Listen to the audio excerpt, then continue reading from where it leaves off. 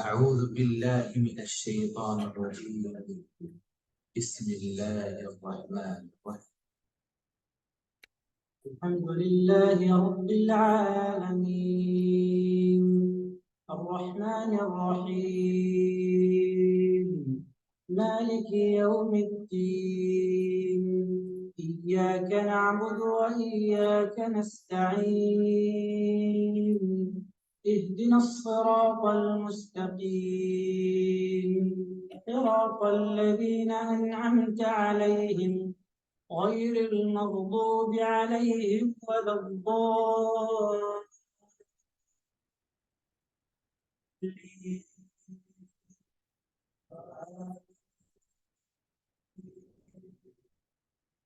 أعوذ أعوذ بالله من الشيطان الرجيم بسم الله الرحمن الرحيم الحمد لله اللهم ربنا لك الحمد بما خلقتنا ورزقتنا وهديتنا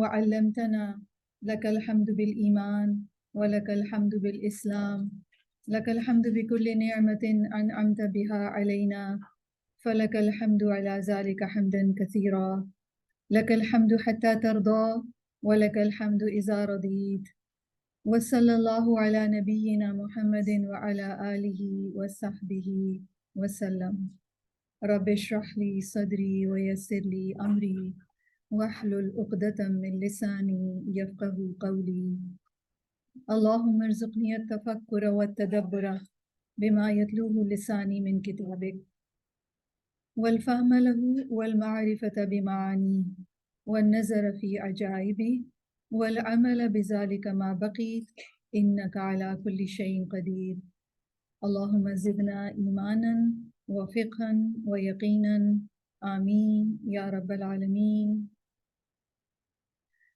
السلام علیکم ورحمۃ اللہ وبرکاتہ.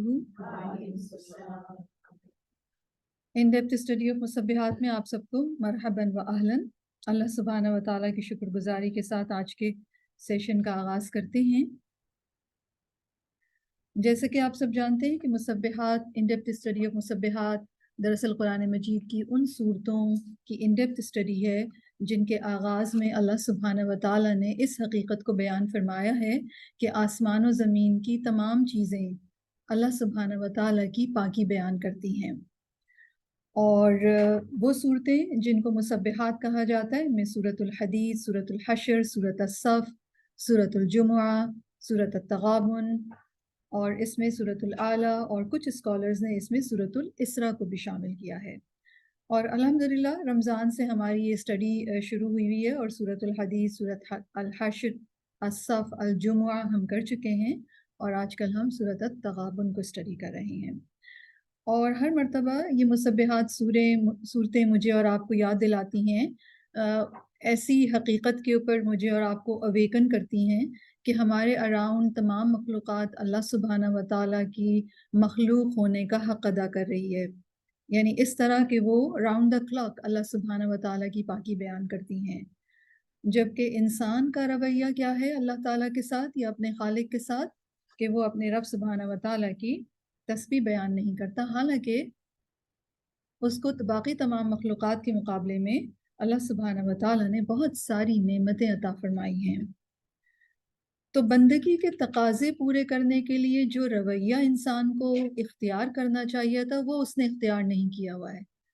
تو every time when these مصبحات surah starts with the آیت یسبح للہ ما فی السماوات وما فی الارض یا سبح للہ ما فی السماوات والارض، تو بیسیکلی یہ کمپیریسن دیتی ہیں، یہ مجھے اور آپ کو ریئلائز کراتی ہیں کہ ہمارا اپنے رب سبحانہ و تعالیٰ کے ساتھ کیا رویہ ہے.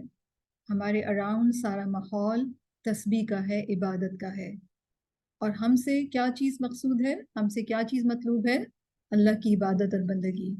تو وہ ہم کر رہے ہیں یا نہیں کر رہے؟ نبی کریم صلی اللہ علیہ وسلم کے حوالے سے ہمیں یہ بات معلوم ہوتی ہے کہ ان رسول اللہ صلی اللہ علیہ وسلم کان یقرأ المصبحات قبل ان یرقد. نبی کریم صلی اللہ علیہ وسلم سونے سے پہلے مصبحات پڑھا کرتے تھے. تو انشاءاللہ تعالی ہم اپنی سورۃ التغابن کی اسٹڈی کو کنٹینیو کریں گے، لیکن سب سے پہلے مہربان رب سبحانہ و تعالیٰ کا ذکر۔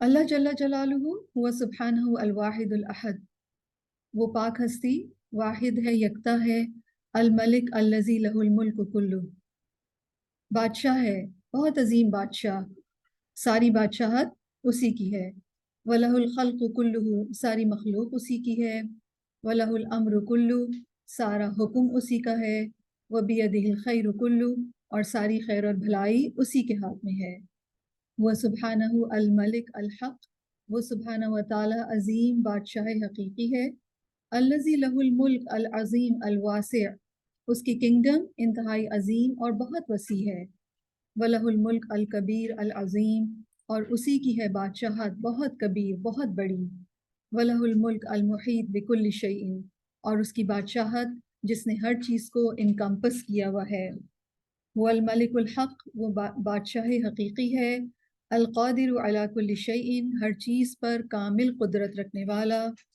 لا تتحرک ذرہ الا باذنی، کوئی ایک ذرہ بھی حرکت نہیں کرتا مگر اس کی اجازت سے، ولا ينتقل احد من مکان الی مکان الا بعلمی، اور نہ ہی ایک جگہ سے دوسری جگہ منتقل ہوتا ہے مگر اس کے علم کے ساتھ، یعنی ایک ذرہ بھی اگر موو کرتا ہے ایک جگہ سے دوسری جگہ تو اللہ سبحانہ و تعالیٰ کو اس کے بارے میں پوری نالج ہوتی ہے، ولا يتحرک شیء الا بامری، کوئی چیز اس کے حکم کے بغیر موو نہیں کرتی، ولا يسکن شیء الا باذنی، اور نہ ہی اس کی اجازت کے بغیر کوئی چیز ٹھہر سکتی ہے، ولا يتکلم احد الا باذنی، اور نہ ہی کوئی بات کر سکتا ہے مگر اسی کے اذن سے، اسی کی پرمیشن سے، ولا يسمع احد الا باذنی، اور نہ ہی کوئی سن سکتا ہے، ولا يسمع احد الا باذنی، اور نہ کوئی سن سکتا ہے مگر اسی کے اذن سے، ولا ينطق شیء الا بامری، اور نہ ہی کوئی چیز بولتی ہے مگر اسی کے حکم سے،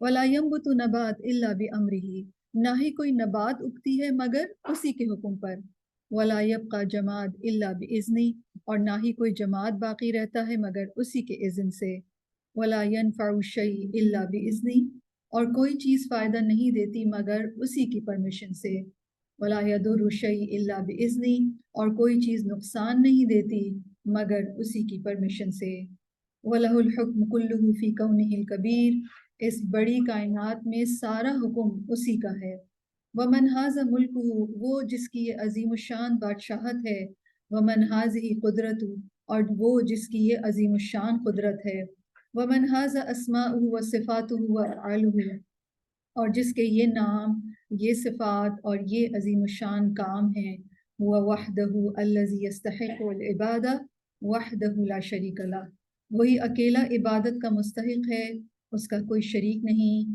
الحمدللہ الذی عرفنا بنفسہ واسمائہ وصفاتہ وآلائہ، ساری حمد اللہ کے لیے ہے جس نے ہمیں اپنی ذات، اپنے نام، اپنے ایٹریبیوٹس اور اپنے نعمتوں کا تعارف کروایا، وفتح لنا ابواب العلم بربوبیتہ والوہیتہ، اور ہمارے لیے اپنی ربوبیت اور الوہیت کی نالج کے دروازے کھول دیے، وَأَعَانَنَا عَلَى ذِكْرِهِ وَشُكْرِهِ وَحُسْنِ عِبَادَتِهِ، اور اپنا ذکر کرنے، اپنا شکر کرنے اور اپنی اچھی عبادت کے ادا کرنے پر ہماری مدد فرمائی، وَلَهُ الْحَمْدُ كَمَا يَنبَغِي لَهُ، اسی کی حمد ہے ایسی جیسے اس کی شان کے لائق ہے، کثیر حمد، بہت ساری حمد، ہر طرح کی حمد،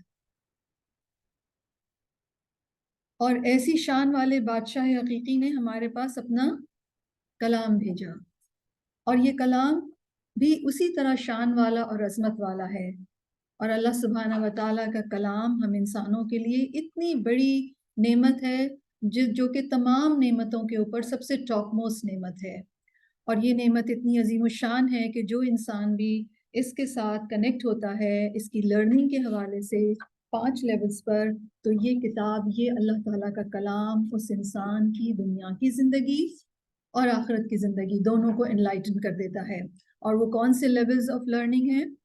سب سے پہلے اللہ تعالیٰ کے کلام کی آیات کو غور سے سننا، اور اس کے علاوہ اللہ کے کلام کی آیات کی تلاوت کرنا، اللہ کے کلام کی آیات کو حفظ کرنا، میمورائز کرنا، اور یہ ساری ایکٹیویٹیز استماع، تلاوہ اور حفظ بیسیکلی کس کام کے لیے؟ So that we can contemplate on آیات آف اللہ سبحانہ و تعالیٰ. اور یہ کانٹمپلیشن جو ہے وہ رزلٹ اورینٹڈ ہے. کیسے؟ اس کے بعد لازمی طور پر عمل آنا چاہیے.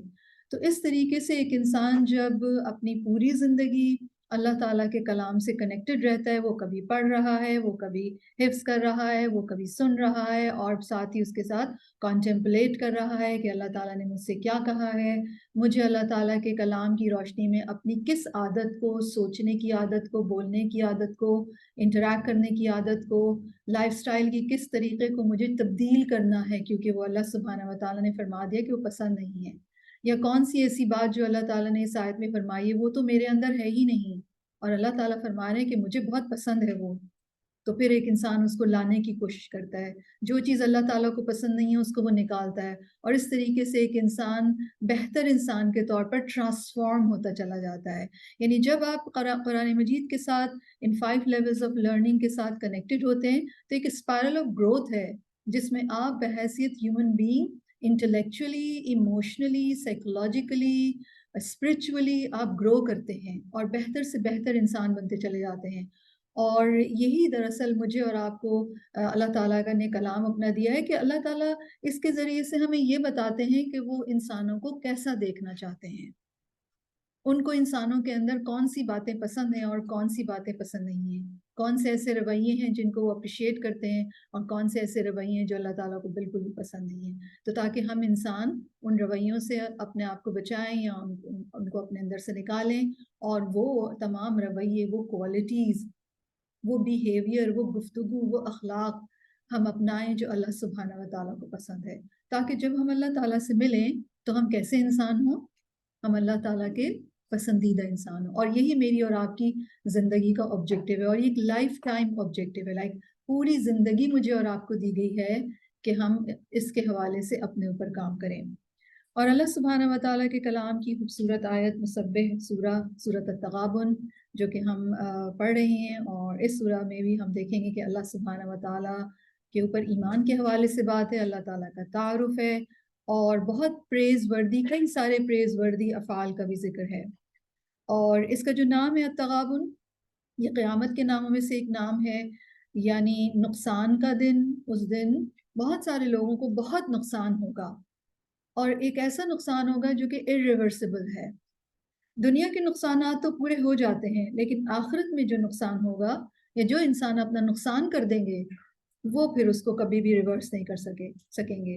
تو اس سورہ کے اندر ہم ایمان باللہ کے حوالے سے دیکھیں گے. اس سورہ میں ایمان بالرسل پر بات ہے، ایمان بالکتب پر بات ہے، ایمان بالقدر پر بات ہے، اور ایمان بالآخرہ کے اوپر بات ہے.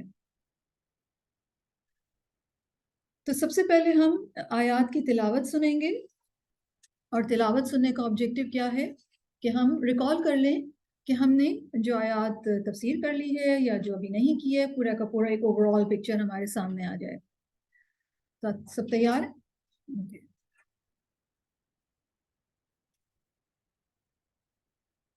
بسم الله الرحمن الرحيم. يسبح لله ما في السماوات وما في الأرض، له الملك وله الحمد، هو على كل شيء قدير. هو الذي خلقكم فمنكم كافر ومنكم مؤمن، والله بما تعملون بصير.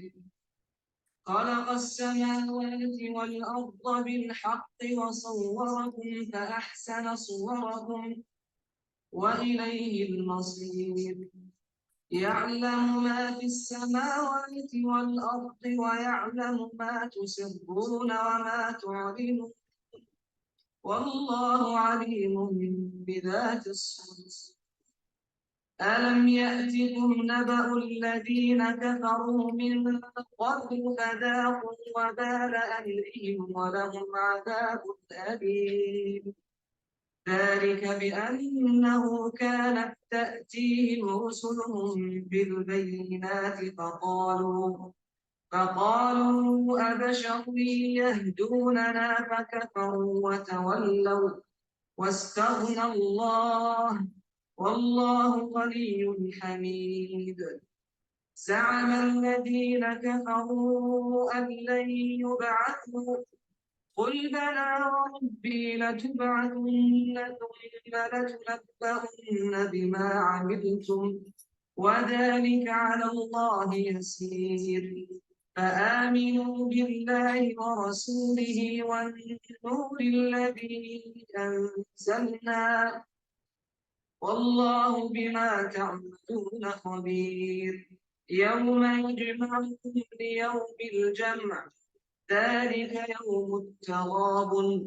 ومن يؤمن بالله ويعمل صالحا يكفر عنه سيئاته ويدخله جنات تجري من تحتها الأنهار خالدين فيها أبدا. ذلك الفوز العظيم.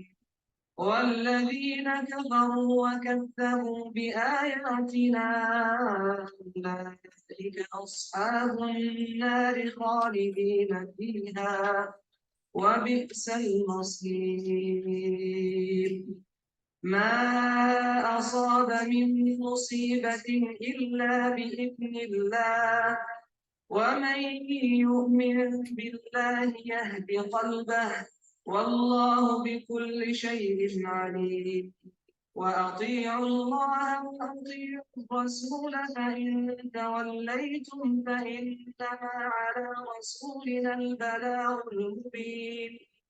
الله لا إله إلا هو وعلى الله فليتوكل المؤمنون. يا أيها الذين آمنوا إن من أزواجكم وأولادكم عدوا لكم فاحذروهم وإن تعفوا وتصفحوا وتغفروا فإن الله غفور رحيم. إنما أموالكم وأولادكم فتنة والله عنده أجر عظيم. فاتقوا الله ما استطعتم واسمعوا وأطيعوا وأنفقوا خيرا لأنفسكم ومن يوق شح نفسه فأولئك هم المفلحون. إن تقرضوا الله قرضا حسنا يضاعفه لكم ويغفر لكم والله شكور حليم. عالم الغيب والشهادة العزيز الحكيم.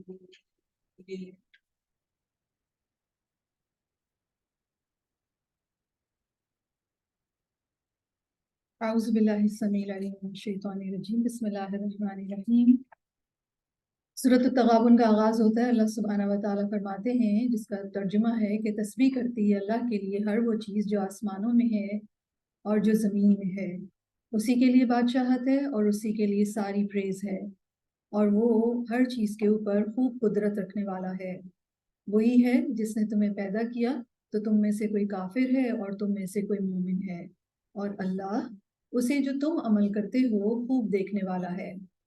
اسی نے پیدا کیا آسمانوں کو اور زمین کو حق کے ساتھ، اس نے پیدا کیا آسمانوں اور زمین کو حق کے ساتھ، اور اس نے صورت بنائی تمہاری تو اس نے اچھی بنائی صورتیں تمہاری، اور اسی کی طرف لوٹنا ہے۔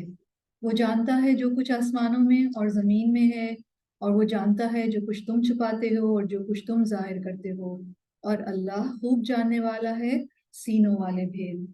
تو بیسیکلی اس اورینٹیشن میں آیت 1 till 4 کی جو اورینٹیشن ہے اس میں اللہ سبحانہ و تعالیٰ نے اپنا تعارف فرمایا ہے، اور یہ جو پہلے بات فرمائی گئی کہ آسمان و زمین کی ہر چیز اللہ کی پاکی بیان کر رہی ہے، تو اللہ سبحانہ و تعالیٰ کی عظیم الشان بادشاہت، اس کی حمد، اس کی ایبسولوٹ قدرت، اور پھر اس کی تخلیق کہ اس نے انسانوں کو کریٹ کیا، اور اس کا اعمال کو دیکھنا، اور آسمان و زمین کی کریشن پرپسفل ہے، انسانوں کو بہترین صورت میں پیدا کیا اور ان کو اس ریالٹی کا احساس دلایا کہ انہیں واپس اللہ کی طرف لوٹنا ہے۔ اور پھر اس کے بعد اللہ تعالیٰ کی جو ایبسولوٹ نالج ہے اس کا بیان ہے۔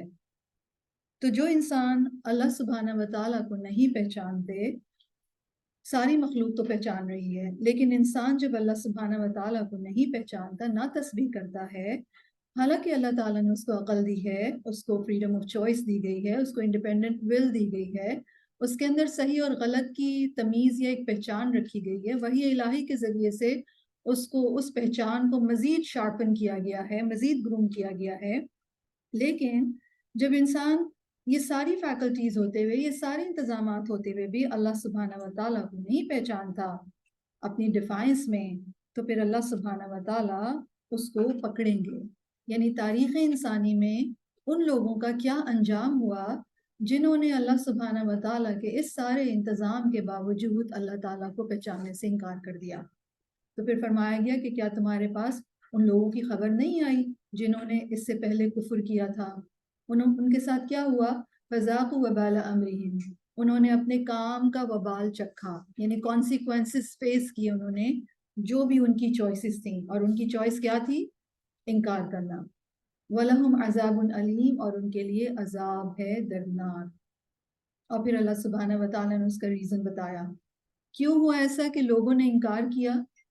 ذالک، یہ بِأَنَّهُ، یہ اس وجہ سے ہوا کہ كانت تأتيهم رسلهم بالبینات، ان کے پاس رسول آتے تھے واضح نشانیاں لے کر. تو ان کا رسپانس کیا ہوتا تھا؟ فقالوا، تو وہ کہتے ابشر یہدوننا، کیا انسان ہمیں ہدایت دیں گے، کیا انسان ہماری رہنمائی کریں گے؟ یعنی یہ مائنڈ سیٹ ان کے انکار کا سبب بنا. اور یہ مائنڈ سیٹ دراصل کس چیز کا اظہار کر رہا ہے؟ کہ وہ لوگ انتہائی ایروگنٹ لوگ تھے. تو ایروگنس جب انسانوں کے اندر ہوتی ہے، اور خاص طور پر رسول کے حوالے سے، تو پھر لوگوں کے اندر کفر اسٹیبلش ہو جاتا ہے. یعنی تکبر جو ہے وہ کفر کا ایک پلر ہے، ون آف دا پلر. اور جب انسان اس تکبر سے واپس نہیں پلٹتا یا ہمبل نہیں ہوتا، تو پھر کیا ہوتا ہے؟ وہ کفر میں اپنے آگے بڑھ جاتا ہے.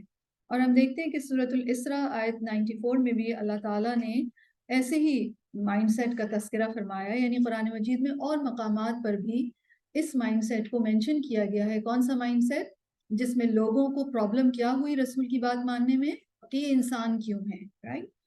تو آیت 94 میں اللہ تعالیٰ فرماتے ہیں سورۃ الاسراء کی، وَمَا مَنَعَ النَّاسَ أَن يُؤْمِنُوا إِذْ جَاءَهُمُ الْهُدَىٰ إِلَّا أَن قَالُوا أَبَعَثَ اللَّهُ بَشَرًا رَسُولًا. لوگوں کو ایمان لانے سے اس کے سوا کسی چیز نے نہیں روکا کہ جب ان کے پاس ہدایت آئی تو انہوں نے کہا کیا اللہ نے انسان کو رسول بنا کر بھیجا ہے.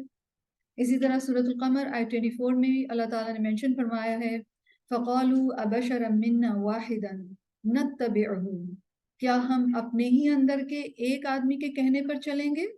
اِنَّا إِذًا لَفِي ضَلَالٍ وَسُعُرٍ، اس صورت میں تو ہم غلطی اور جنون میں جا پڑیں گے. تو اپنے ہی جیسے آدمی کو فالو کریں، یہ مائنڈ سیٹ ان کے ایمان لانے کی راہ میں رکاوٹ بن گیا.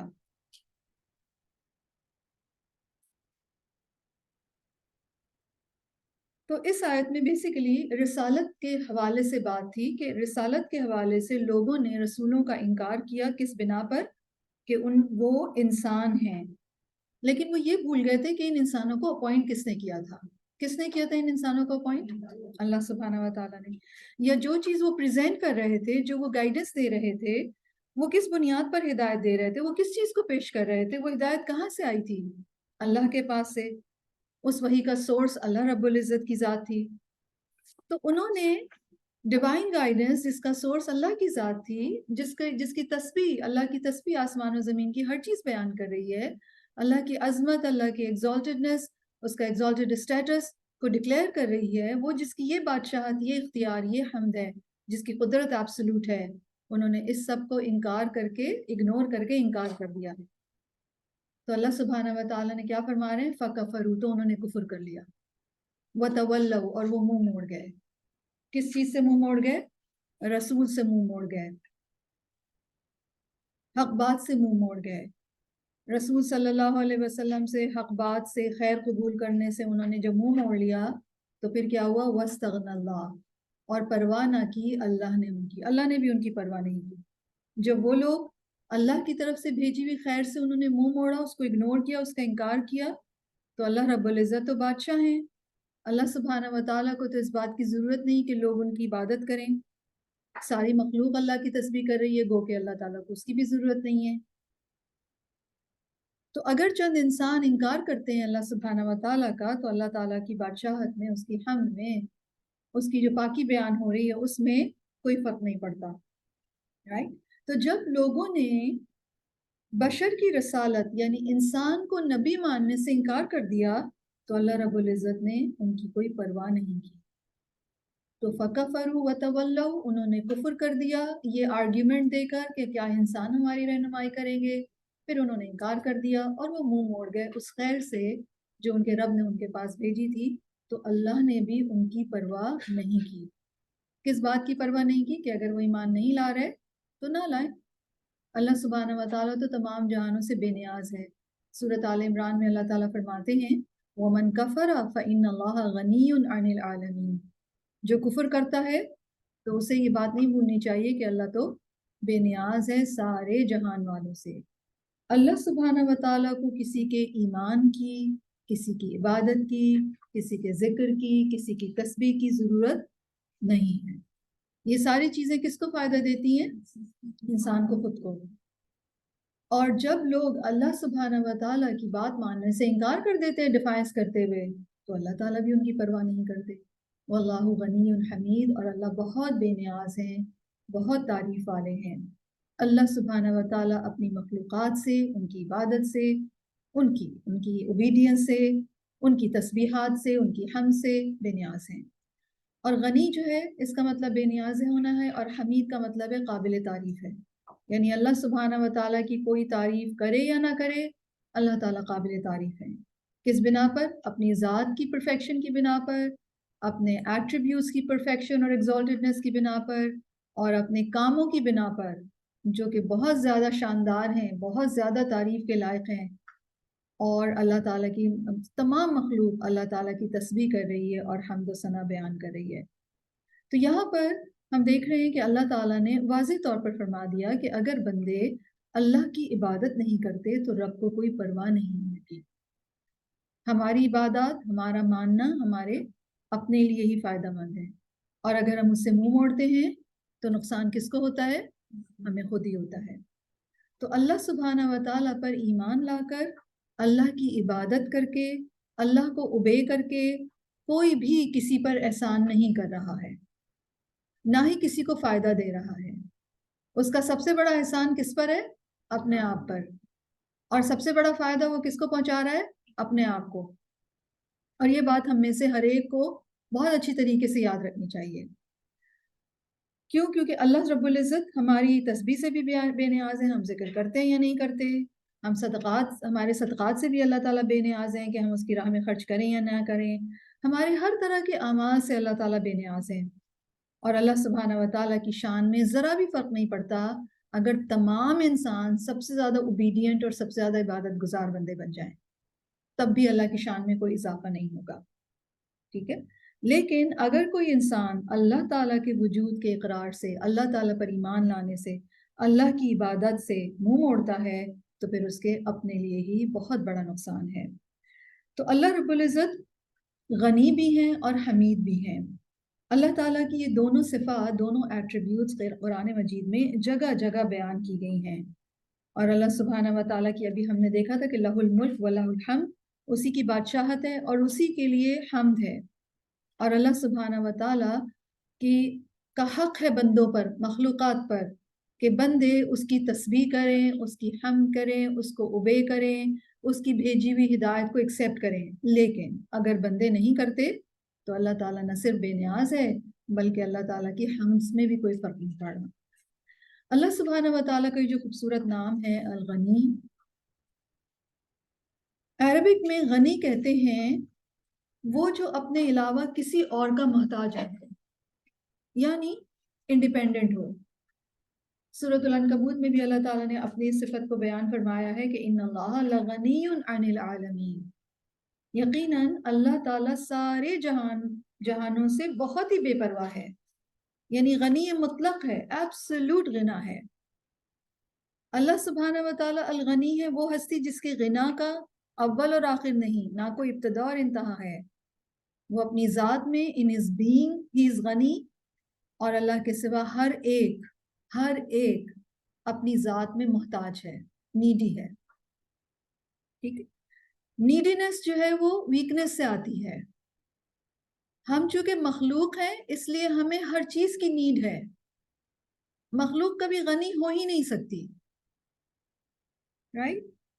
اور غنا کیا ہوتا ہے کہ یعنی ایسی پرفیکشن، ایسی رچنس کہ اللہ سبحانہ و تعالیٰ کو کسی چیز کی بھی ضرورت نہیں ہے، نہ مخلوقات کی نہ بندوں کی. He is free, he is far above, he is exalted from any need.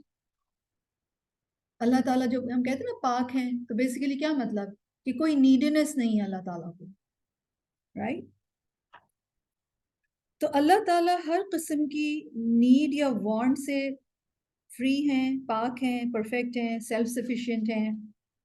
اور جب ہم کہتے ہیں کہ اللہ تعالیٰ الغنی ہیں تو وہ اپنی ذات میں کمپلیٹلی ایبسولوٹلی سیلف سفیشینٹ ہیں. جب ہم کہتے ہیں اللہ تعالیٰ الغنی ہیں، وہ اپنے بندوں سے بے نیاز ہے، جیسے کہ ابھی میں ذکر کر رہی تھی، وہ اپنے بندوں کی عبادات سے، وہ بندوں کے سجدوں سے، وہ اپنے بندوں کے صدقہ خیرات سے، عبادت کرنے سے، ہر چیز سے بے نیاز ہیں. یاد رکھیے ایک کسی کو بھی کسی کی ضرورت کب پڑتی ہے؟ جب وہ اس کے اندر ویکنس ہوتی ہے. اللہ سبحانہ و تعالیٰ کے اندر کوئی ویکنس نہیں ہے، اس لیے اللہ تعالیٰ کو نہ کسی پارٹنر کی ضرورت ہے، نہ اولاد کی ضرورت ہے، نہ کسی ایسوسیٹ کی ضرورت ہے، نہ لوگوں کے سجدوں کی ضرورت ہے، رائٹ؟ نہ ہی کسی کی ہیلپ کی ضرورت ہے.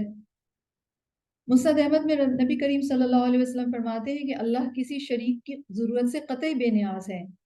اسی طرح اللہ تعالیٰ کو بیٹے کی بھی ضرورت نہیں ہے، نہ ہی اس کو اسپاؤس کی ضرورت ہے. انسان تو انکمپلیٹ رہتا ہے نا، رائٹ؟ اسی طرح کپلز انکمپلیٹ رہتے ہیں جب تک اولاد نہ ہو. اسی طرح اللہ تعالیٰ کو کوئی حاجت بھی نہیں ہے، نہ ریسٹ کرنے کی حاجت ہے، نہ کھانے پینے کی حاجت ہے، نہ نیند کی، رائٹ؟ مخلوق کی حقیقت کیا ہے؟ وہ کمزور ہے، کسی بھی جگہ سو سکتی ہے وہ، یعنی جب بہت حد سے زیادہ نیند آ جائے اگر اس کو، تو پھر وہ کہیں پر بھی سو جائے گی. اور صرف انسان ہی نہیں بلکہ سارا جہان محتاج ہے کس کا؟ الغنی کا، رائٹ؟ اس ہستی کا جو سیلف سفیشینٹ ہے. اس کے علاوہ ایک اور معنی جو الغنی کا کیا جاتا ہے کہ اللہ سبحانہ و تعالیٰ الغنی ہے، یعنی source of sufficiency and source of richness. غنا عطا فرمانے والے ہیں اللہ تعالیٰ. غنا کیا ہوتا ہے؟ رچنس، ابانڈنس. یعنی اللہ سبحانہ و تعالیٰ بندے کی نیڈ کو فلفل کرتے ہیں، اس کو غنا عطا کرتے ہیں. دولت مندوں کو دولت کے ذریعے سے غنا عطا کیا جاتا ہے، انہیں فلفل کیا جاتا ہے، انہیں انرچ کیا جاتا ہے، رائٹ؟ تو وہ ویلدی ہو جاتے ہیں. اور اگر اللہ سبحانہ و تعالیٰ وہ سب دولت واپس لے لیں تو کیا ہو جائے گا؟ وہ فقیر ہو جائیں گے. تو کسی کو بھی جو رچ کرتے ہیں اللہ تعالیٰ فزیکل سینس میں، تو وہ بھی اللہ الغنی کرتے ہیں، رائٹ؟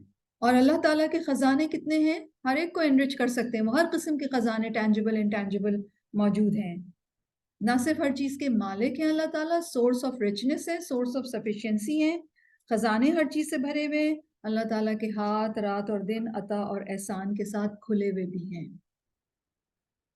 اور جو انسان اللہ الغنی کا محتاج بنتا ہے، اللہ اس کو انرچ کر دیتے ہیں.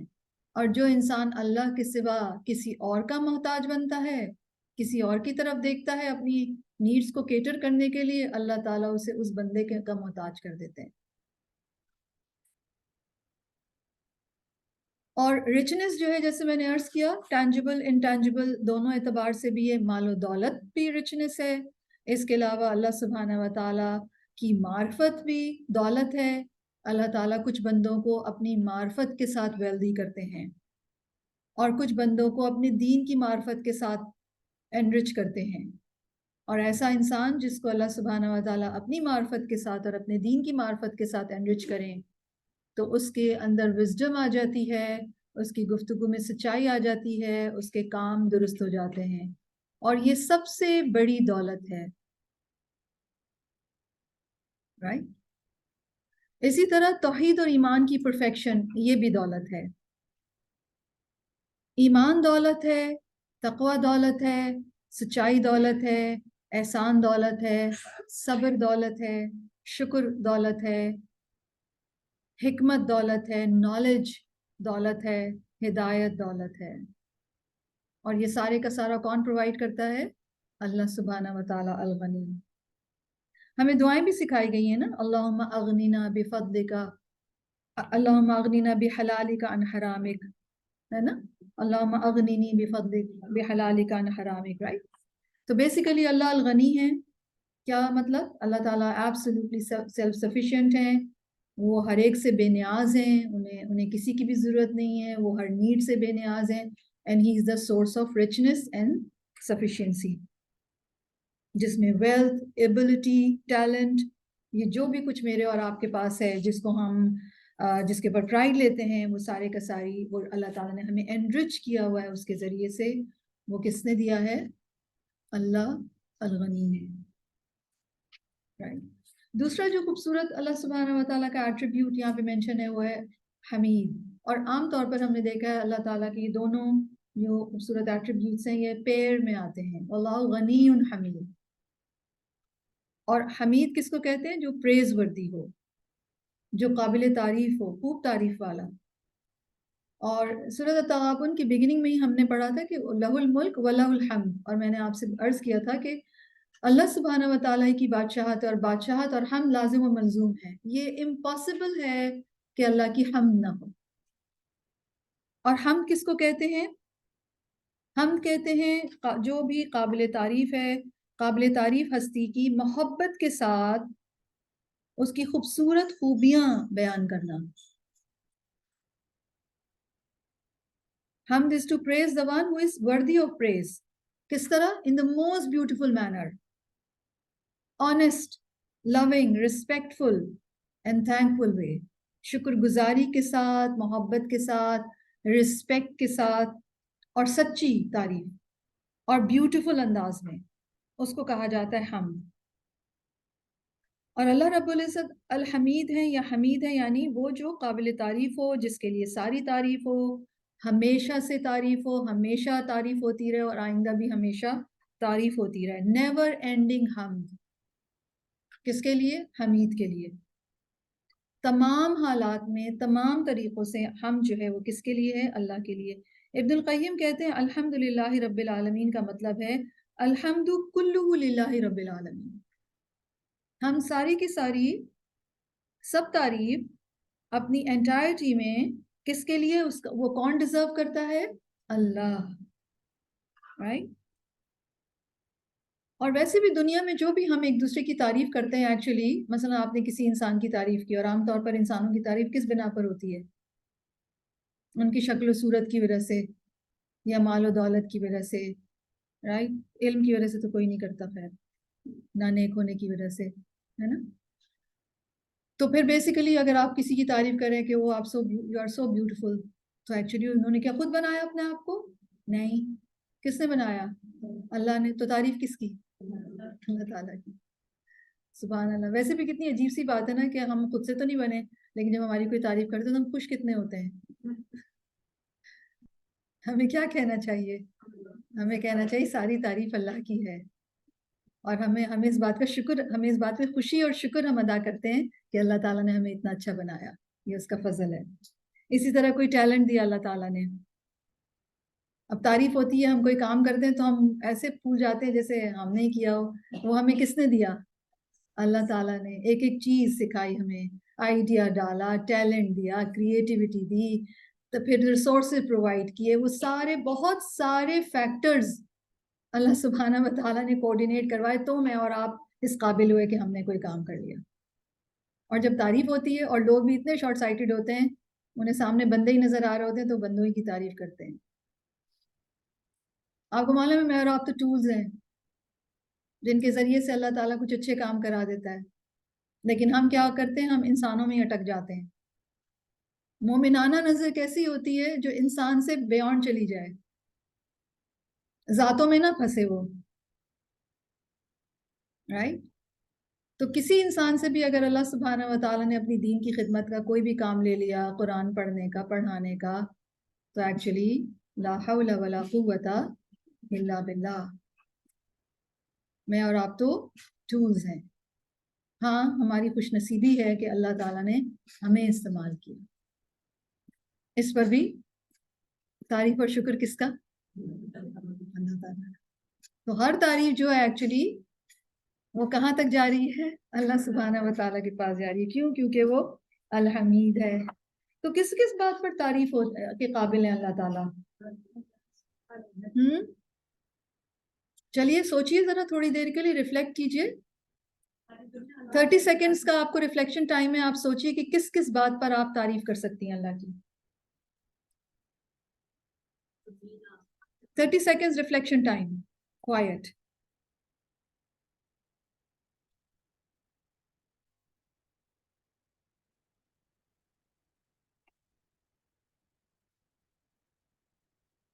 جی اب بتائیے کس بات پر تعریف کریں اللہ کی؟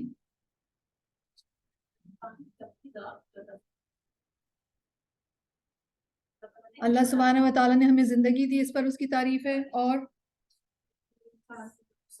ہمیں انسان بنایا، اس پر تعریف ہے. ہمیں مسلمان بنایا، اس پر تعریف ہے. اور ساری دنیا بنائی ہے، اس پر تعریف ہے. اور آپ کو تو کچھ نہیں دیا نا.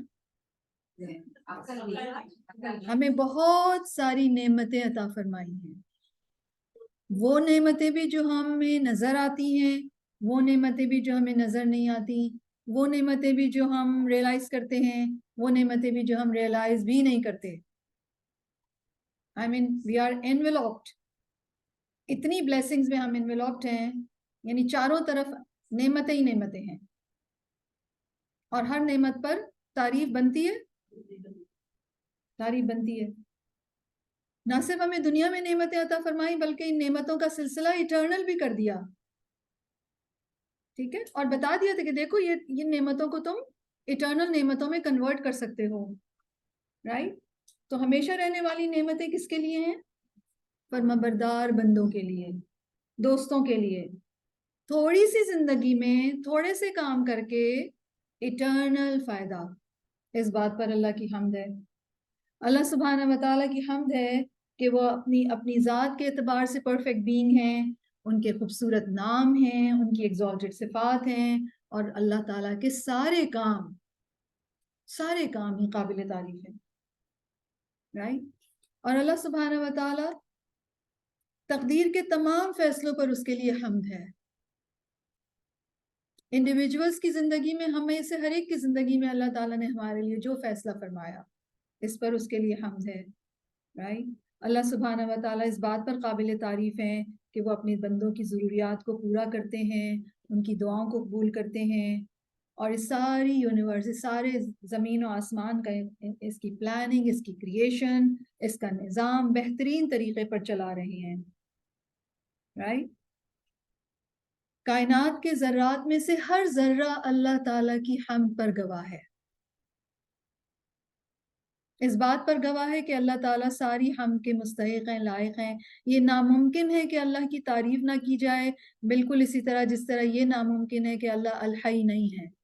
وہ الحی ہیں. رائٹ؟ یا یہ بات ناممکن ہے کہ اللہ کسی چیز پر قادر نہ ہو.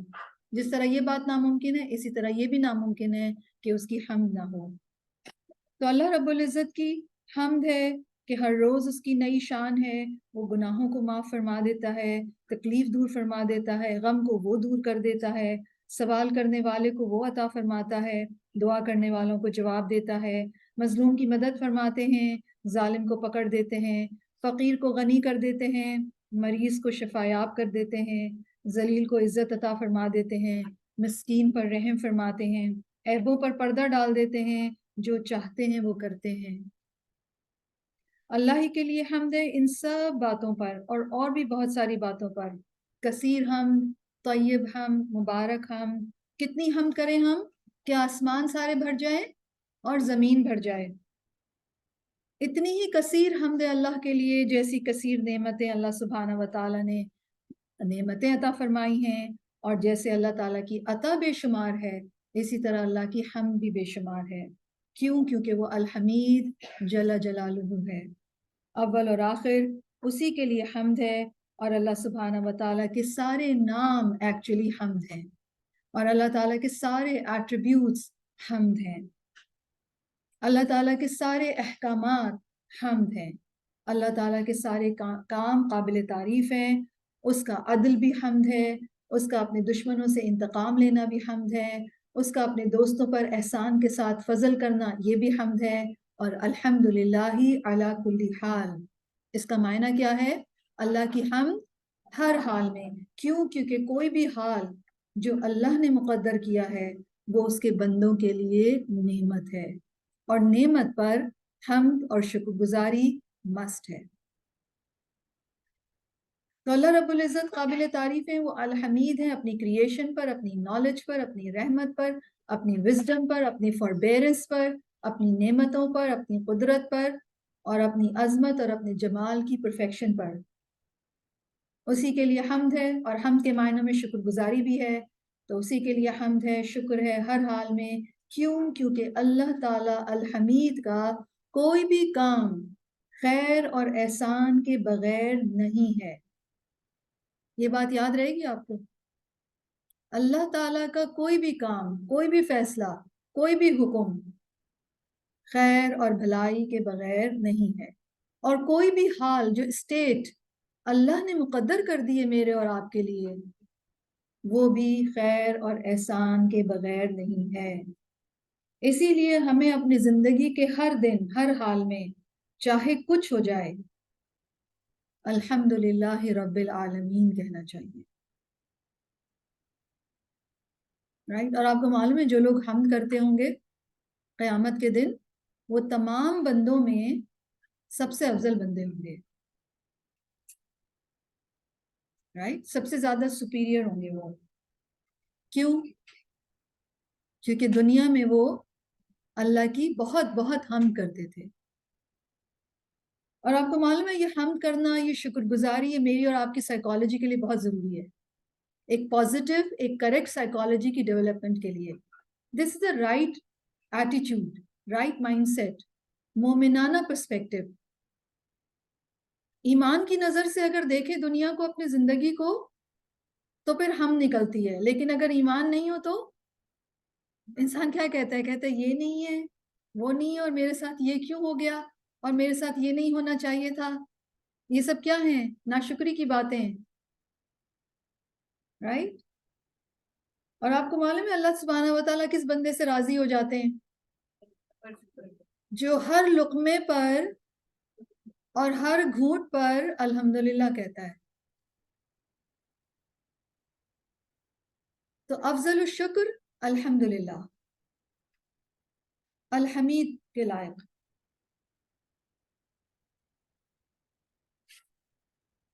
اور اللہ تعالیٰ کی حمد کرنے والے لوگوں میں 3 درجات ہیں۔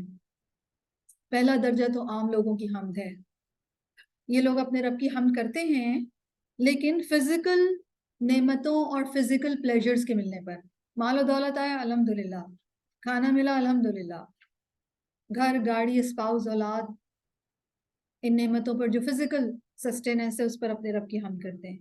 دوسرا درجہ خاص لوگوں کی حمد ہے، یہ لوگ اپنے رب سبحانہ و تعالیٰ کی حمد کرتے ہیں مادی نعمتوں پر بھی اور اسپرچول نعمتوں پر بھی۔ اسپرچول نعمتیں کون کون سی ہیں؟ قرآن ہے، نماز پڑھنے کی توفیق ہے، عبادت کرنے کی توفیق ہے، ذکر کرنے کی توفیق ہے، اللہ کے احکامات کے لیے دل کا کھلنا ہے۔ تو یہ لوگ اپنے رب کی حمد کرتے ہیں اس بات پر کہ ان کے رب نے انہیں اپنی طرف آنے کی ہدایت دی، دنیا میں انہیں دین عطا کر دیا، اور پھر آخرت میں بھی وہ حمد کریں گے۔ اور تیسرا درجہ جو ہے وہ ان لوگوں کا ہے جو اپنے رب کی حمد کرتے ہیں، کیونکہ اللہ الحمید ہے، کیونکہ وہ تعریف کے لائق ہے۔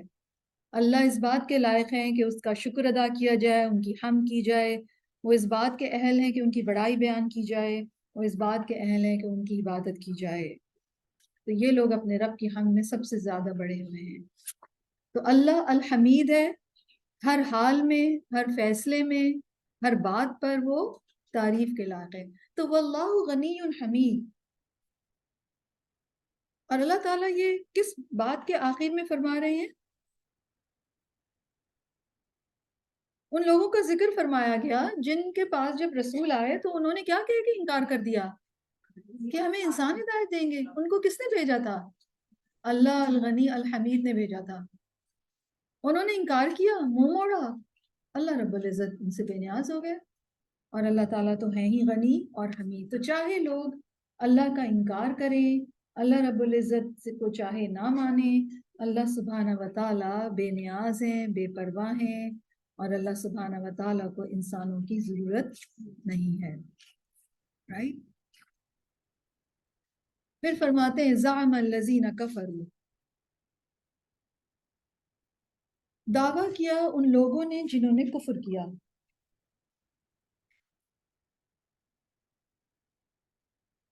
چونکہ کافروں کا ذکر اب اللہ سبحانہ و تعالیٰ نے، اگر آپ نوٹ کریں تو پچھلی آیت میں فرمایا تھا نا کہ اللہ تعالیٰ نے تمہیں کریٹ کیا، آیت 2 میں وَالَّذِي خَلَقَكُمْ فَمِنْكُمْ كَافِرٌ وَمِنْكُمْ مُؤْمِنٌ، ٹھیک ہے؟ تو کافرانہ رویے کا پہلے تذکرہ فرمایا جا رہا ہے۔ ابھی ہم نے دیکھا آیت 6 میں کہ لوگوں کا ذکر کیا گیا، ان کے پاس رسول آیا اور انہوں نے انکار کر دیا۔ اب انہی کے کچھ بلیفز اور ان کے جو عقائد تھے، پہلے تو رسپانس کا ذکر کیا گیا، اب ان کے کچھ کانسیپٹس یا ان کے بلیفز کا ذکر ہے۔ فرماتے ہیں زعم الذین کفروا ان لن یبعثوا، دعویٰ کیا ان لوگوں نے جنہوں نے کفر کیا۔ کیا دعویٰ کیا؟ ان لن یبعثوا، کہ ہرگز نہیں وہ اٹھائے جائیں گے۔ یعنی نہ صرف ان لوگوں نے رسول کا انکار کیا بلکہ آخرت کا بھی انکار کر دیا، ٹھیک ہے؟ انہوں نے خود سے ہی ڈیسائیڈ کر لیا کہ ہم تو ہرگز نہیں اٹھائے جائیں گے، ریزریکشن نہیں ہے۔ اور آپ کو معلوم ہے ریزریکشن محض ریزریکشن نہیں ہے، ریزریکشن کے بعد کیا ہے؟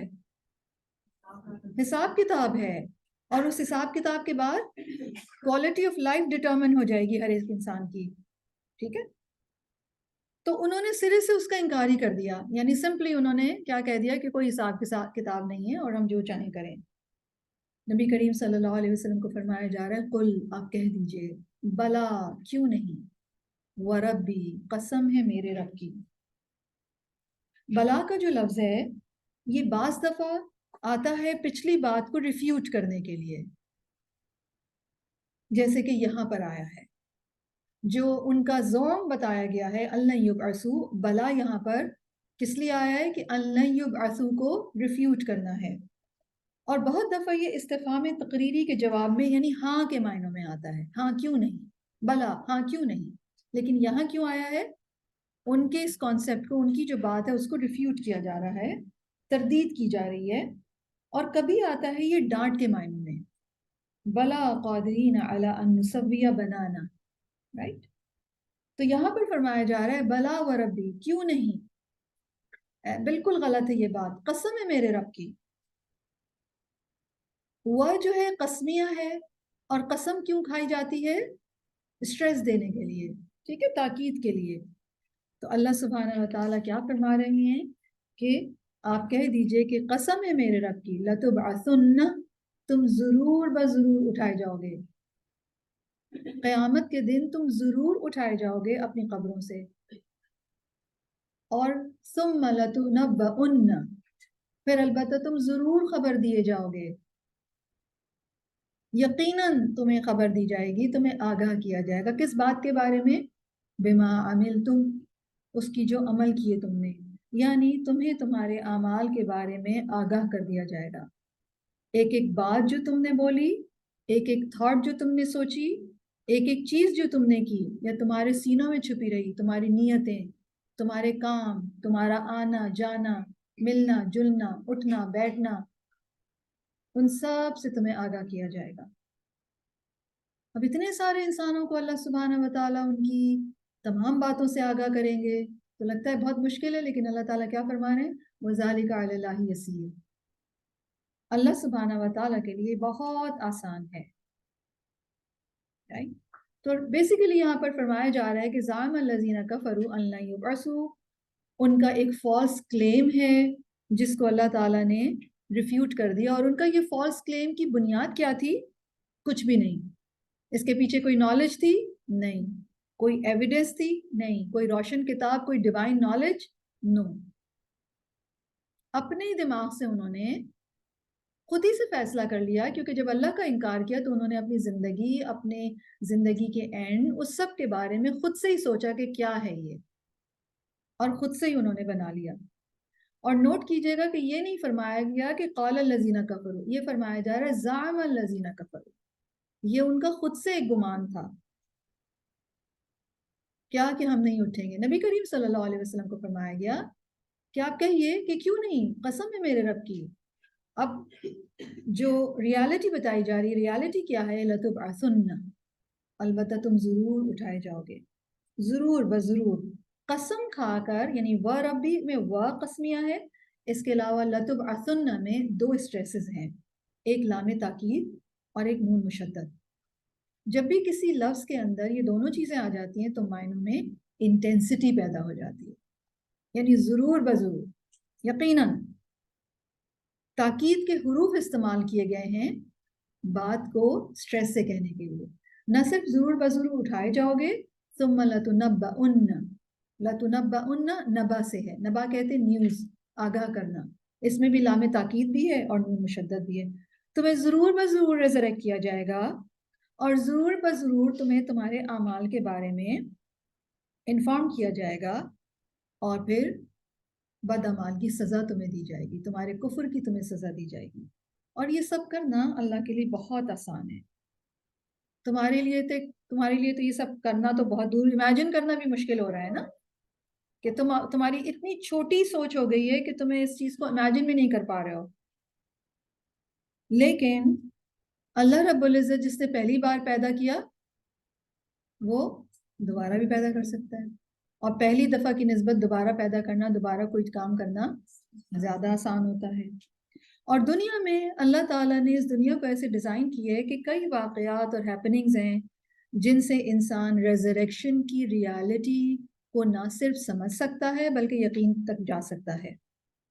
رائٹ, ہر بدلتا ہوا دن, ہر سال بدلتے ہوئے موسم, پتے جھڑ جاتے ہیں, سارے دیکھیے فال آ رہی ہے, سارے پتے جھڑ جائیں گے, اور پھر کیا ہوگا؟ اگلے سال بالکل نئے پتے نکل آئیں گے. اسی طرح زمین مردہ ہوتی ہے, کچھ بھی اگا نہیں رہی ہوتی, پھر کیا ہوتا ہے؟ بارش ہوتی ہے, اور پھر بارش کے بعد اس میں سے اگنے لگتا ہے. بالکل اسی طریقے سے بارش ہوگی اور انسان زمین سے اسی طرح اگنے لگیں گے. رائٹ, سورۃ الزمر آیت 68 میں فرماتے ہیں وَنُفِخَ فِي الصُّورِ فَصَعِقَ مَنْ فِي السَّمَاوَاتِ وَمَنْ فِي الْأَرْضِ, اور سور پھونک دیا جائے گا تو جو کوئی بھی آسمانوں میں اور جو کوئی بھی زمین میں ہے وہ بے ہوش ہو جائیں گے. الا من شاء اللہ, سوائے اس کے جسے اللہ بے ہوش نہ کرنا چاہے. ثم نفخ فیہ اخرى, پھر اسے دوسری مرتبہ بلو کیا جائے گا. فاذا هم قیام ینظرون, تو اسی لمحے سب اٹھ کھڑے ہوں گے اور دیکھ رہے ہوں گے. رائٹ, تو صرف پھونک ماری جائے گی ٹرمپٹ میں اور لوگ اٹھ کھڑے ہوں گے. رائٹ, تو یہاں پر اللہ سبحانہ و تعالیٰ کی قدرت کا بھی ہمیں احساس ہوتا ہے کہ اللہ تعالیٰ نے سور کی شکل میں بس ایک پھونک رکھی ہے. پھونک مارنے پر سارے مر بھی جائیں گے, بے ہوش ہو جائیں گے, اور پھونک مارنے پر سارے کے سارے ریزریکٹ ہو جائیں گے. اور اگر آپ نوٹ کریں تو پھونک سب سے ہلکی چیز ہے. تمام انسانوں کو اٹھانا ایک بلو سے, ایک بلو ہوگا, آواز ہوگی اور سب کھڑے ہو جائیں گے ایک ہی آواز سے.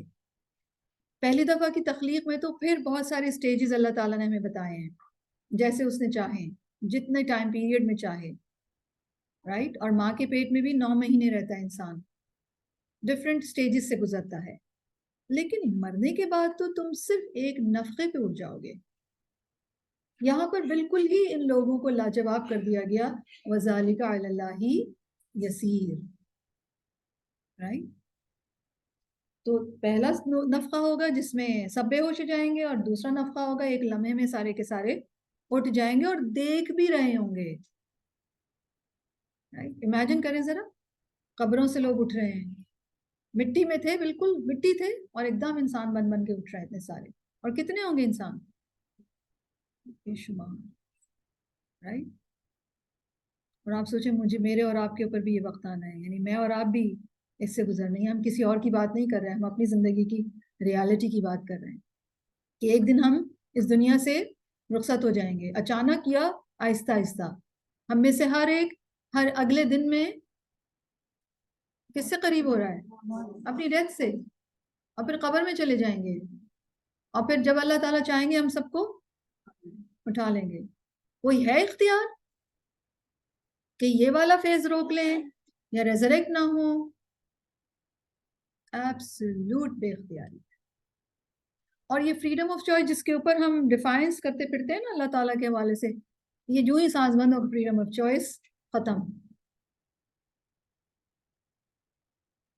تو بے اختیاری بے اختیاری ہے، تو بھاگ کر نہیں جا سکتا کوئی بھی. مٹی میں ملے ہوئے انسان ایک آواز پر کھڑے ہو جائیں گے، پھر انہیں بتا دیا جائے گا کہ وہ کیا عمل کرتے ہیں. اور یہ دس از ویری امپورٹنٹ، ثم لتنبؤن بما عملتم. عمل کے حوالے سے بہت اہم بات ہے یہ. یعنی وہاں جب پہنچیں گے تو بیسیکلی جو سب سے امپورٹنٹ کام ہوگا وہ کیا کہ ہم میں سے ہر ایک کو اس کے اعمال کے بارے میں بتایا جائے گا. قیامت کے دن کا اٹھایا جانا ہمیں ہمارے اعمال دکھانے کے لیے ہے. اور اللہ رب العزت نے قرآن مجید میں اور مقامات پر بھی اس طرح کے جو فالس بلیفز ہیں یا سپوزیشنز ہیں ان کو ریفیوٹ کیا ہے. سورہ سبا میں اللہ تعالیٰ فرماتے ہیں وقال الذین کفروا لا تأتینا الساعہ، اور ان لوگوں نے جنہوں نے کفر کیا انہوں نے کہا کہ قیامت نہیں آئے گی.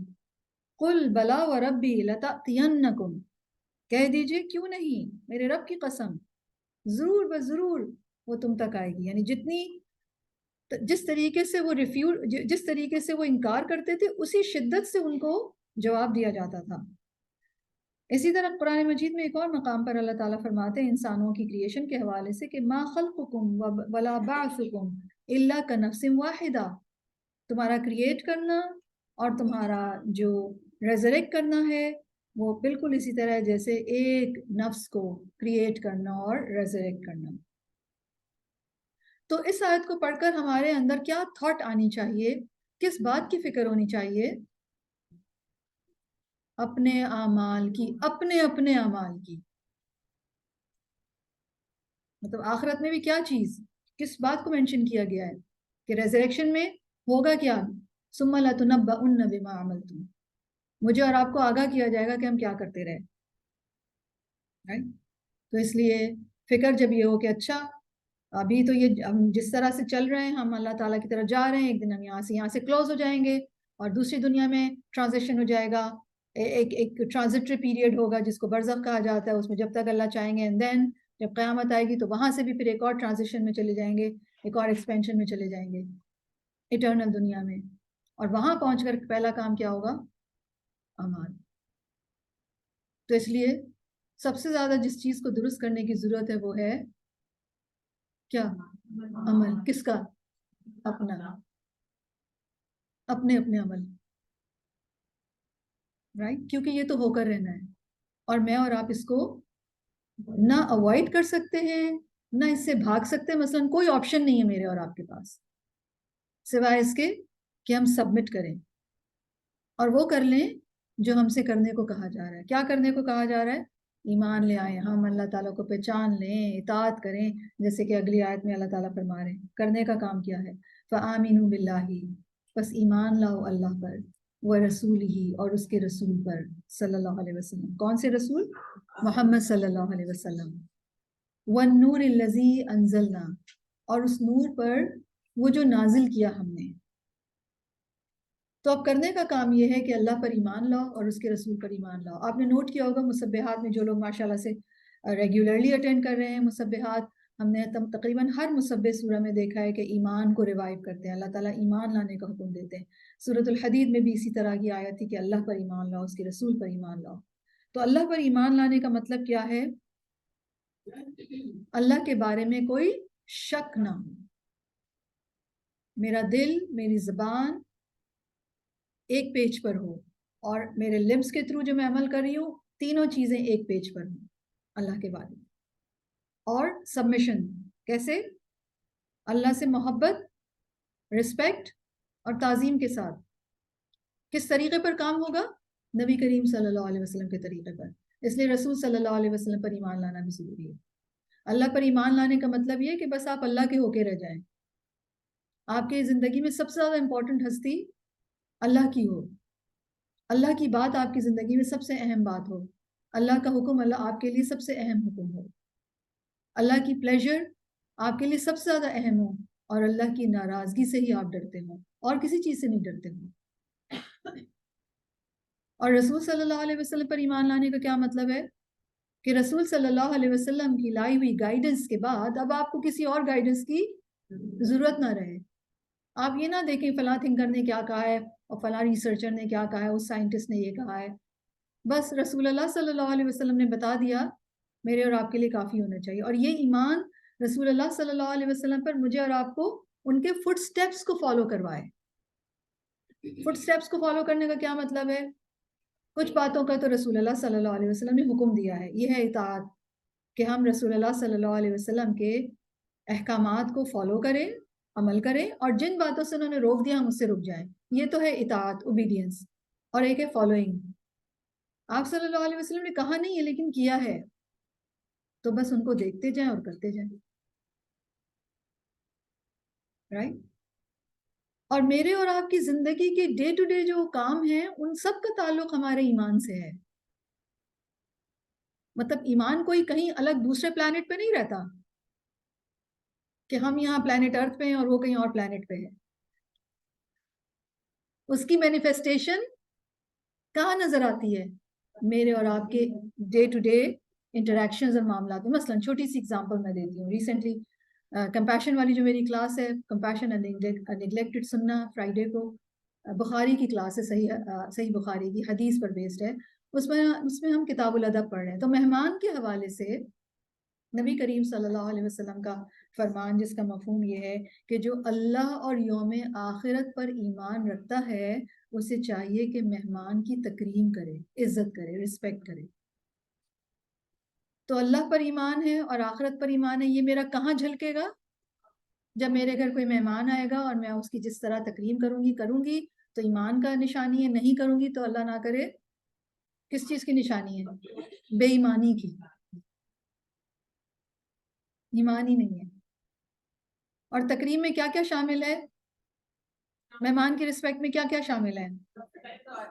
آپ اس کو دروازے سے ریسیو کرنے جائیں، اور اگر دروازے سے ریسیو نہ کرنے جا سکتے ہو تو ڈیلیگیٹ کر دیں اپنی بیٹی کو، کسی میٹ کو. جہاں اس کو بٹھانا ہے وہ کمرہ پہلے سے ہی روشن ہو، ہوادار ہوا ہو، رائٹ، گھٹا ہوا نہ ہو. یہ تکریم میں شامل ہے. اور پھر یہ نہیں کہ اس کو گھنٹوں انتظار کروا کے آپ نے بٹھا دیا، اب آپ بیٹھے ہوئے آرام سے. نہیں، یہ تکریم کے اگینسٹ ہے. ہم کہتے ہیں کہ ذرا اپنی ہٹا کے چھوڑو، بس میڈ نے بٹھا دیا ہے، آرام سے چلے جائیں گے. یہ تکریم نہیں ہے. اس کو ویلکم کریں. آپ گیٹ تک نہیں جا سکتی، آپ دروازے پر، اپنے کمرے کے دروازے، گھر کے دروازے پر ریسیو کریں، پھر اس کے ساتھ بیٹھیں اور کیسی باتیں کریں اس کے ساتھ؟ پازیٹیو، خوشی کی باتیں، اچھی باتیں.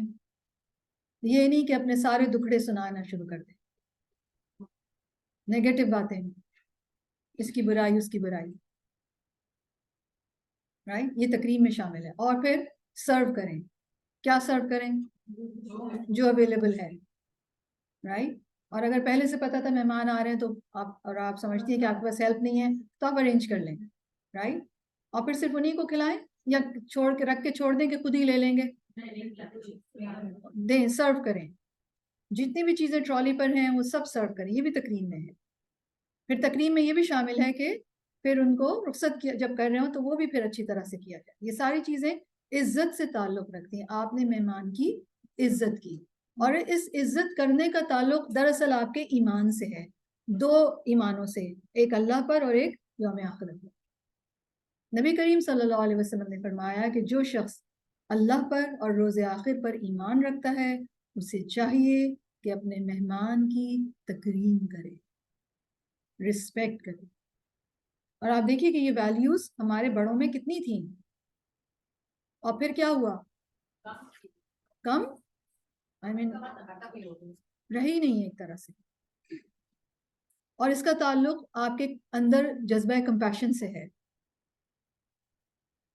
جب آپ کمپیشنیٹ ہوتے ہیں، جب آپ کے اندر جذبہ رحم ہوتا ہے تو آپ اپنے گھر آنے والوں کے لیے ایک رحم دلی کے ساتھ، محبت کے ساتھ ان کو ٹریٹ کرتے ہیں. ایکچولی یہ آپ اپنے ساتھ رحم کر رہے ہوتے ہیں. اور مہمان کی تکریم ہمیں تو لگتا ہے نا کہ اچھا اس کی زیادہ عزت نہ کریں ہم. اور خاص طور پر جو ایک پرٹیکولر کیٹیگری آف ریلیٹیوز ہے، ہے نا, آپ سب کو معلوم ہے. تو اس میں یہ نہیں کہا گیا ہے کہ بس جو اپنے والے ہوں ان کی تکریم کرو. مہمان, جو آپ کے گھر میں مہمان آ گیا, چاہے اس کی آپ سے بنتی ہے یا نہیں بنتی ہے, چاہے آپ اس کو پسند کرتے ہیں یا نہیں کرتے ہیں, آپ کے گھر کوئی مہمان آ گیا ہے, اب بس آپ کا ایمان یہیں جھلکے گا. اور جب آپ اپنے ایمان کی روشنی میں کام کرنے لگتے ہیں نا, تو پھر آپ کو ایمان کی سویٹنس آنے لگتی ہے, پلیجر آنے لگتا ہے. اور اس سے بڑا پلیجر کوئی نہیں ہے. یعنی ہر قسم کا پلیجر جو ابھی تک کہ آپ نے لیا ہے, اس سے کہیں زیادہ بڑا پلیجر ہے جو انسان کو رسول اللہ صلی اللہ علیہ وسلم کے حکم پر عمل کر کے, کہ انہوں نے بتایا کہ دس از ریلیٹڈ ود ایمان, تو اٹس بیسیکلی میرے ایمان کا اظہار ہے. تو جب آپ ایمان کے وجہ سے کرتے ہیں, فار دا سیک آف اللہ, اس لیے نہیں کہ انہوں نے پچھلی دفعہ ہماری بہت اچھی خاطر کی تھی, وہ ہمارے ساتھ اچھی طرح ملے تھے, نہیں نہیں, آپ کے پاس یہ والا اسٹینڈرڈ نہیں ہے. آپ کے پاس اسٹینڈرڈ کیا ہے؟ نبی کریم صلی اللہ علیہ وسلم نے فرما دیا. یہ تو بہت پیٹی اسٹینڈرڈ ہے کہ جیسے لوگ کریں ویسا کرو, ویری پیٹی. یعنی آپ لوگوں کے غلام ہیں, لوگوں نے جو چینل آپ پہ دیکھنا چاہا انہوں نے وہ ڈالا اپنے ریموٹ سے, انہوں نے کر دیا کہ بس آپ اسی طرح بالکل آپ ایکٹ کر رہے ہیں, رائٹ. تو یہ ایک چھوٹی سی ایگزامپل تھی. اس طرح ملٹیپل ایگزامپلز ہیں جن میں ہمارے انٹریکشنز, ہمارے عمل کس چیز کا اظہار کر رہے ہوتے ہیں؟ ہمارے ایمان کا, رائٹ. تو فرمایا جا رہا ہے وَآمِنُوا بِاللَّهِ وَرَسُولِهِ, بس ایمان لاؤ اللہ پر اور اس کے رسول پر. اور ایمان کے حوالے سے جو لاسٹ کلاس میں میں نے کافی ڈیٹیل بات کی ہے, اس کو مائنڈ میں لے آئیے کہ اللہ پر ایمان کے حوالے سے وہ جو بیسک لیول اور دا ہائیسٹ ایکسلنس لیول, وہ دونوں شامل ہیں. رسول اللہ صلی اللہ علیہ وسلم پر ایمان لانا, یعنی انہوں نے جو کہہ دیا, فرما دیا, جو ان کی تعلیمات ہیں اس کے اوپر کوئی ifs and buts نہیں, اس کو ایز اٹ از فالو کرنا. اور تیسری چیز وَالنُّورِ الَّذِي أَنزَلْنَا, اور اس نور پر وہ جو نازل کیا ہم نے. نور سے مراد کیا ہے؟ قرآن مجید, رائٹ. قرآن مجید کو نور کیوں کہا گیا؟ قرآن مجید کو قرآن میں کئی جگہوں پر نور کہہ کے مینشن فرمایا گیا. وَأَنزَلْنَا إِلَيْكُمْ نُورًا مُبِينًا ایک جگہ پر فرمایا گیا, اور یہاں پر بھی اللہ تعالیٰ یہی فرما رہے ہیں وَالنُّورِ الَّذِي أَنزَلْنَا. تو جس سے معلوم ہو رہا ہے کہ قرآن مجید میں کو مینشن کیا جا رہا ہے. اور قرآن مجید کو نور کیوں کہا جا رہا ہے؟ کیونکہ قرآن مجید دل, دماغ اور سوچوں کے اندھیروں کو دور کرتا ہے, زندگی کے اندھیروں کو دور کرتا ہے, غموں کے اندھیروں کو دور کرتا ہے, یہ بہت سارے اندھیروں کو دور کرتا ہے, اس لیے اس کو نور کہا گیا. سورۃ الحدید میں ہم پڑھ کر آئے ہیں هو الذی ينزل على عبده آیات بینات لیخرجکم من الظلمات الى النور وان اللہ بکم لرؤوف الرحیم.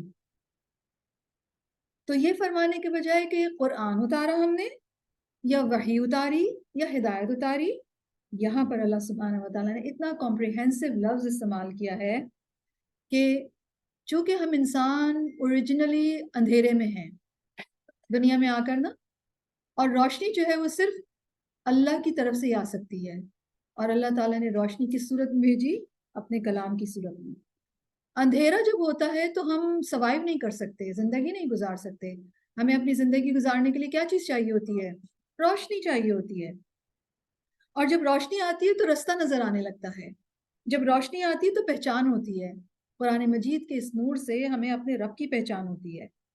یہ قرآن ہمیں اپنے رب کی پہچان دیتا ہے, رسولوں کی پہچان دیتا ہے, اچھے اور برے کا فرق, ایون ہم انسانوں کو اپنی پہچان دیتا ہے. کیونکہ یہ روشنی جب ہم پہ پڑتی ہے, یا اس روشنی کے تھرو ہم اپنے آپ کو دیکھتے ہیں, تو ہمیں اندازہ ہوتا ہے کہ ہمیں ہماری ریالٹی کیا ہے, یا ہماری ایگزسٹنس کی ریالٹی کیا ہے, یا ہمارے ایکشنز کی ریالٹی کیا ہے, ہمارے ساتھ کیا ہونے جا رہا ہے دنیا میں, دنیا کے اینڈ میں, ہماری زندگی کے اینڈ میں, اور پھر اس کے بعد آگے کے مراحل. ان سب کو انلائٹن کر دیتا ہے قرآن. فیہ ذکرکم, اس میں تمہارا ہی ذکر ہے. تو قرآن مجید جب کوئی بات کھولتا ہے تو ہم کہتے ہیں ارے یہ تو میں سوچ ہی رہی تھی, اچھا یہ بات ایسا ہے, ایسے ہے. تو ان تینوں پر ایمان لانا ہے. اور قرآن پر ایمان لانے کا کیا مطلب ہے؟ قرآن کی بات کے بعد بس اور آپ کو کچھ نہیں چاہیے, بس عمل کریں. اس کی ہر بات سچی ہے, اس کی ہر بات اسٹریٹ فارورڈ ہے. یہ ڈیفینیٹلی مجھے روشنی میں لے کے جا رہا ہے, یہ ایمان رکھنا. قرآن کے کسی حکم کے بارے میں ڈاؤٹفل نہیں ہونا ہے، شک نہیں کرنا، آبجیکشن نہیں کرنا ہے، سب ایمان کے اگینسٹ ہے۔ آیت اینڈ ہو رہی ہے واللہ بما تعملون خبیر، سبحان اللہ۔ پیچھے کیا فرمایا گیا تھا؟ واللہ بما تعملون بصیر، آیت 2 کی اینڈنگ، اور یہاں آیت 8 کی اینڈنگ ہو رہی ہے واللہ بما تعملون خبیر۔ وہاں فرمایا تھا اللہ تعالیٰ تمہارے اعمال کو خوب دیکھتا ہے، اور یہاں فرمایا جا رہا ہے اللہ تعالیٰ کو تمہارے اعمال کی خوب خبر ہے۔ اچھے اعمال بھی ہیں ہمارے اعمال میں، برے اعمال بھی ہیں، اللہ تعالیٰ کو دونوں کی خبر ہے، رائٹ؟ اور اگین آیت کا یہ حصہ مجھے اور آپ کو اویکن کرتا ہے، کس بات کے حوالے سے؟ اپنے اپنے عمل کے حوالے سے۔ اب دیکھیے صرف 8 آیات ہوئی ہیں اور 3 دفعہ اعمال کا ذکر ہے، ٹھیک ہے؟ پہلے یہ فرمایا گیا تھا کہ اللہ تعالیٰ تمہارے اعمال کو دیکھتا ہے، پھر ہم نے یہ دیکھا کہ جو ریزریکشن ہے اس میں کیٹیگوریکلی فرمایا گیا کہ ضرور اٹھایا جائے گا، پھر تمہیں بتایا جائے گا تمہارے اعمال کیا کیے تم نے، اور اب فرمایا جا رہا ہے کہ اللہ تعالیٰ تمہارے اعمال کی خوب خبر رکھنے والا ہے۔ تو بیسیکلی یہ قرآن مجید روشنی ہے، قرآن کے بغیر زندگی اندھیری ہے، ایسا اندھیرا جس میں انسان کو یہ بھی پتہ نہیں چل سکتا کہ وہ اچھا کر رہا ہے یا برا کر رہا ہے، اور جس زندگی میں قرآن نہ ہو اس کا انجام پھر اندھیرے ہی ہے۔ یہاں پر آج ہم اس کو روکتے ہیں، انشاءاللہ تعالیٰ زندگی بخیر، اللہ سبحانہ و تعالیٰ کی توفیق سے اس کو ہم آگے کنٹینیو کریں گے۔ آج کے لیے ہم اتنا ہی رکھتے ہیں، اللہ سبحانہ و تعالیٰ سے دعا کر لیتے ہیں۔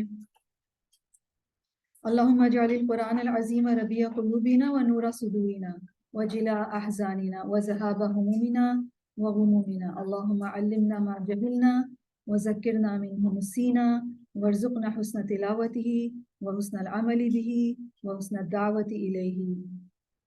ربنا اغفر لی ولوالدی وللمؤمنین یوم یقوم الحساب، رب اغفر لی ولوالدی اللہم اغفر لہما وارحمہما وادخلہما فی اعلی جنت الفردوس۔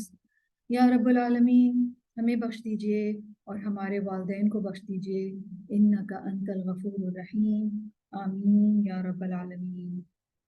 سبحانک اللہم وبحمدک، اشہد ان لا الہ الا انت، استغفرک واتوب الیک، آمین۔